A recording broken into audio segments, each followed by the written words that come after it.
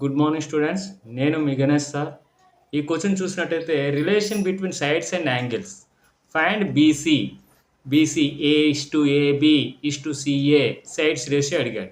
ఇక్కడ ఏమి ఇచ్చాడు? ఇక్కడ 45 డిగ్రీస్ ఇచ్చాడు, ఇక్కడ 45 డిగ్రీస్ ఇచ్చాడు. అంటే ఐసోసెల్ ట్రయాంగిల్ అనమాట.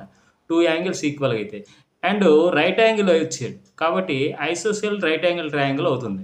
అంటే ఈ యాంగిల్కి ఆపోజిట్గా ఉన్న ఈ సైడు, ఈ 45 డిగ్రీస్కి ఆపోజిట్గా ఉన్న ఈ సైడ్, ఈ రెండే సైడ్స్ కూడా ఈక్వల్గా ఉంటాయి, ఈక్వల్ పార్ట్స్ కలిగి ఉంటుంది. నెక్స్ట్ అదర్ దాన్ హైపోటెన్సీ డిఫరెంట్ అనమాట.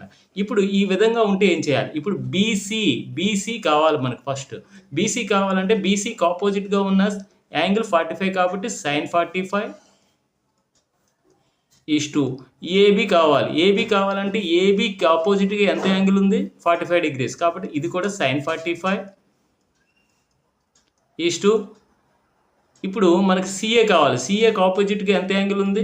90 ఉంది కాబట్టి sin 90.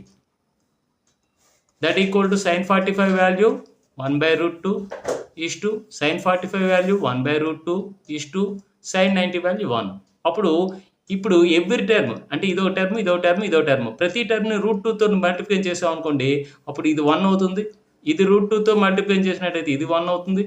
ఇప్పుడు ఈ 1ని √2తో మల్టిప్లై చేస్తే √2 అవుతుంది. అంటే ఈ బీసీ అనేది 1 పార్ట్ అయితే, ఇది 1 పార్ట్ అయితే, నెక్స్ట్ అదేవిధంగా ఏబి అనేది కూడా 1 పార్టే అవుతుంది. అంటే ఈక్వల్ సైడ్స్ కాబట్టి. నెక్స్ట్ ఈ √2 అనేది హైపోటెన్స్ అవుతుంది అనమాట. అంటే √2 పార్ట్స్ అవుతుంది.